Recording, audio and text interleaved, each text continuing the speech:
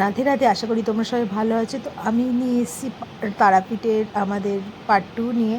তো আমরা তারাপীঠের যখন ভোলে বাবা মন্দিরে দর্শন করে, ভোলে বাবার মন্দির দর্শন করলাম, তারপরে আমরা তারাপীঠের, যারা যাওনি তারা জানবে না, কিন্তু যারা গেছে তারা তো সবাই জানো তারাপীঠের মন্দিরের গায়ে শুধু তারা মায়ের মন্দির ছাড়াও অনেক মন্দির আছে। তো ভোলে বাবার মন্দিরের পরে আমরা যে মন্দিরে ঢুকলাম সেটা হলো বজরংবলী মন্দির। তো এখানে বজরংবলীর যে মূর্তিগুলো আছে তোমাদের দেখাচ্ছি।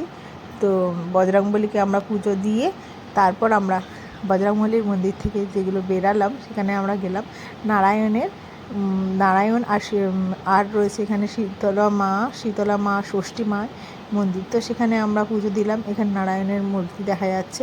তো ওখান থেকে পুজো টুজো দিয়ে মন্দিরের মেন সিঁড়ি থেকে আমরা যখন নামছি তখন দেখলাম যে এখানে সবাই টাকা চাইছিল, অনেকে বসেছিল টাকা চাওয়ার জন্য। তো আমরা তাদেরকে টাকা দিয়ে তারপর আমরা চলে যাই কিছু খাবারের জন্য, কারণ সকাল থেকে পুজো টুজো দিয়ে আমরা কেউ কিছুই খাইনি। আর যাওয়ার পথে দেখো কত সুন্দর সুন্দর দোকান, কত পিতলের দোকান আর তারা মায়ের দোকানে খুবই সুন্দর ছিল। তবে হ্যাঁ, এখানে একটা কথা বলবো যে আমার কাছে একটু দাম বেশি লেগেছে, কারণ আমি মায়াপুর, ইস্কনের মায়াপুর নবদ্বীপে গেছি, ওখানেও এরকম পিতলের দোকানের অনেক ভ্যারাইটিস পাওয়া যায়, কিন্তু ওখানে আমার একটু কম লাগে দাম। তো এখানে আমার সেই তুলনায় অনেক বেশি দামই লেগেছে। তবে হ্যাঁ, দোকানগুলো খুব সুন্দর লাগছিল দেখতে, তো সেই কারণে আমি দেখছিলাম। আর এই দেখো তারা মায়ের মূর্তিটা কি সুন্দর।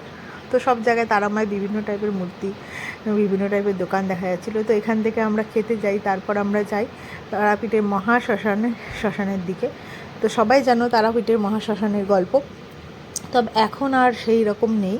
কারণ আমি যখন এসেছিলাম আজ থেকে প্রায় 4-5 বছর আগে, ফার্স্ট যখন আমরা তারাপীঠে আছি, তখন মহাশ্মশানটা যতটা বড় ছিল এখন দেখছি তার থেকে অনেকটাই ছোট হয়ে গেছে। তখন মানে শবদেহ মানে দেখছিলাম পরকে পর পুরানো হচ্ছিল। তো এখন আর সেরকম শবদেহ একটাও আমরা দেখতে পাইনি, আর পুরানোও হচ্ছিল না, কারণ এখন চুল্লি এসে গেছে। মহাশ্মশানে এখন নাকি চুল্লিতেই পুরানো হয়। তো চুল্লি সবাই জানে চুল্লিতে পুরাতে বেশিক্ষণ সময় লাগে না। তো এই দেখো মহাশ্মশানের উপরেও একজন তান্ত্রিক এখানে তারা মায়ের ছবি নিয়ে কিছু পুজো পাঠ করছিলেন, আমি দেখলাম। এই জায়গাটায় আগে সব পুরানো হতো, এখন দেখো এখানে চুল্লি হয়ে গেছে। তো আমি যখন এসেছিলাম তখন চুল্লিটা ছিল না। তো এবার দেখলাম শ্মশানটা অনেকটাই ছোট করে দিয়েছে, শ্মশানের পাশে আরও বাগান টাগান করে এখানে চুল্লি টুল্লি করে দিয়েছে। তো যেবারে আমি এসেছিলাম তখন এইসব ছিল না। তো তারপর শ্মশানটাকে দেখার পর, আমার মা তো দেখেনি ফার্স্ট টাইম, তো মাকে দেখাচ্ছিলাম। ওগুলো দেখার পর আমরা শ্মশান থেকে বেরিয়ে আবার যাচ্ছিলাম অন্য জায়গায়, মানে অন্য সাইডে। তো পুরোটা ঘুরে দেখার জন্য যে এখন অনেক কিছুই চেঞ্জ হয়েছে, তো সেগুলো দেখার জন্য। তো এখানে বেরানোর মুখে এখানে ফটো তোলাতুলি হচ্ছিল। আর এইখানে দেখো, এখানে বামদেব মাকে তপস্যা করেছিলেন, তাই এখানে বামদেবের মন্দির রয়েছে। আর এখানে তারামা বামদেবকে এসে দর্শন দিয়েছিলেন শ্মশানের কাছে। তাই এখানে তারামার পদচিহ্ন রয়েছে, যেটা আমার ননদা আঙুল দিয়ে দেখাচ্ছিল, আমার মাকে নিয়ে যাচ্ছিল। তো ওইখানে মা তারামার পদচিহ্ন রয়েছে এই মন্দিরটায়। তো এখানে আর এখানে বামদেবের স্থান রয়েছে, এখানে বামদেব তপস্যা করে মাকে পেয়েছিলেন, সেই কারণে এই পাশে যে এই মন্দিরটাতে তারা মায়ের পদচিহ্ন রয়েছে। তো এখানে ওরা ফটো তুলতে দিচ্ছিল না, তো আমি সেই কারণে ক্যামেরা সরিয়ে দিয়েছিলাম। তো এরপর বাড়ি ফেরার ফলে ছিল, মানে হোটেলে, আমরা হোটেলে যাব, কারণ বিকালে আমাদের অন্য জায়গায় যাওয়ার প্ল্যান ছিল। তো যখনই আমরা হোটেলের দিকে যাই তো ওখানে দেখলাম নতুন একটা গোপাল সোনাদের মানে দোকান হয়েছে। তো ওরা বললো যে ওরা নাকি, ওদের সাথে আমি কথা বলছিলাম, তো ওরা বললো যে ওরা নাকি আসছে বৃন্দাবন থেকে। তো বৃন্দাবন থেকে ওরা এখানে এসে দোকানটা দিয়েছে, আর ওইখানে সমস্ত জিনিসই বৃন্দাবনের জিনিস ওরা নিয়ে এসছে। যে যত মানে মূর্তি রয়েছে, গোবিন্দের মূর্তি, গোপালের মূর্তি, তো সবই ওরা বৃন্দাবন থেকে এনেছে। তো এত সুন্দর দোকানটায় গোপালের সমস্ত জিনিস পাওয়া যাচ্ছিলো। তো আমার ভীষণ ভালো লাগছিলো, সবাই চলে গেছিলো, আমি অনেকক্ষণ দাঁড়িয়ে দাঁড়িয়ে দেখছিলাম। তো তোমরা তো সবাই জানো আমার গোপালকে কতটা ভালো লাগে। তো তারপর যেটা দেখো, এখানে হলো মায়ের ভোগ, সবাই ভোগ দর্শন করো, ভোগ দর্শন করলে দুর্গতি কাটে। তো তোমরা সেই কারণে আমি তোমাদের মায়ের ভোগ দর্শন করাচ্ছি। এটা মায়ের দুপুরের অন্ন পোলাও ভোগ দেওয়া হয়েছিল, যেটা আমার ননদ দিয়েছিল, মানে মাকে অন্নভোগ ও প্রদান করেছিল। তো সেই ভোগটাই আবার আমরা প্রসাদটা নিয়ে এসেছি, আমরা নিজেরা এটাই খাচ্ছিলাম আজকে দুপুরে, মানে মায়ের অন্নভোগটাই আমরা আজকে দুপুরে সবাই মিলে খেয়েছিলাম হোটেলে বসে। তো এখানে দেখো ভোগটা খাওয়া হচ্ছে। আর আর এখানে আমাদের মনা নাড়া হয়ে গেছে, দেখতেই পাচ্ছ।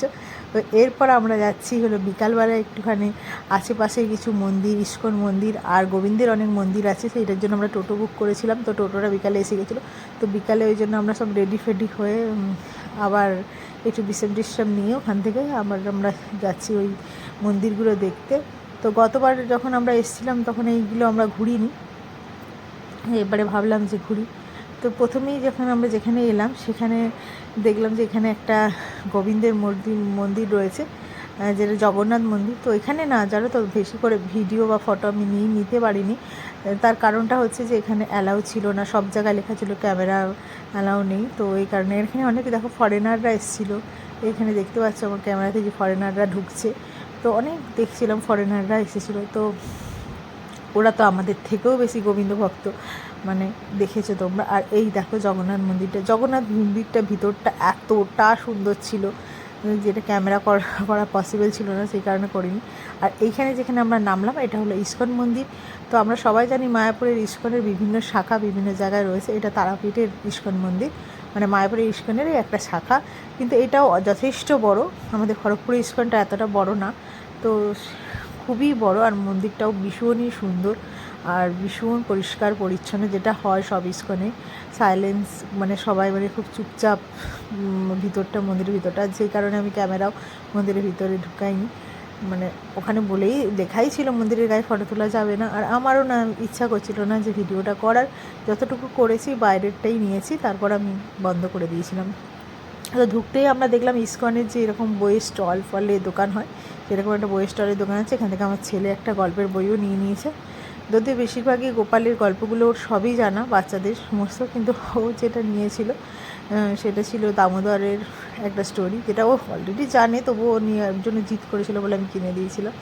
আর এই যে দেখো, ওখান থেকে বেরিয়ে এসে আমরা যেখানে গেছিলাম সেখানে এই যে এটা একটা জল, যেখানে নিত্যানন্দ প্রভু এই জলটা, প্রভুর মা আর কি জলটাকে বউকে চান করেছিল। এই জলটা নাকি এতটাই পবিত্র যে এই জলটা ভিতরে অনেকটা 100 ফুট গভীর আছে। তো ওইখান থেকে জল আমরা নিয়ে এসেছিলাম বাড়ির জন্য, সবাই নিয়ে যেতে বলেছিল। আর এইখানে একটা নিত্যানন্দ প্রভুর এটা একটা নিত্যানন্দ প্রভুর মানে মন্দির। তো এখানে নিত্যানন্দ শুধু না, গৌরনিতাইও ছিল। তো এটা তো দেখো কতটা বড় মন্দিরটা। তো এখানেও না এতটা সাইলেন্ট, মানে নিঃশব্দ, যে একটা পিন পড়লেও সেই আওয়াজটা শোনা যাবে। তো এতটা সুন্দর ছিল মন্দিরটা। তো ওখান থেকে বেরিয়ে আসার পর আমরা ভাবলাম আবার একটু মায়ের মন্দিরে যাই, যে মায়ের একটু দর্শন যদি পাওয়া যায়। কারণ সন্ধ্যাবেলা এত সুন্দর লাগছিল মন্দিরটা, গোটাটা আলো জ্বলছিল, দেখো তোমরা দেখো কত সুন্দর লাগছে। আর সন্ধ্যাবেলাও ভালোই লাইন হয়েছিল, আমরা লাইনে জানি মাকে দর্শন করিনি, কিন্তু মায়ের বাইরে থেকে যে মন্দিরের বারান্দাটা দাঁড়িয়ে মাকে দেখা যায়, ওখানটাও যথেষ্ট ভিড় ছিল। তো ওখানে দাঁড়িয়ে আমরা যে সন্ধ্যাবেলা রাত 9টার পর যে শিলামূর্তিটা দেখা যায় সেটা দর্শন করার জন্য দাঁড়িয়েছিলাম। তো তোমরা সবাই জানো শিলামূর্তির ভিডিও করা যায় না বা ফটো নেওয়া যায় না, সেই কারণে আমি নিইনি। তো শিলামূর্তিটাও আমরা দর্শন করেছি, খুব ভালো লাগছিলো। আর এই দেখো লাইট দিয়ে এত সুন্দরভাবে মানে দেখছিলাম, খুব ভালো লাগছিলো। তো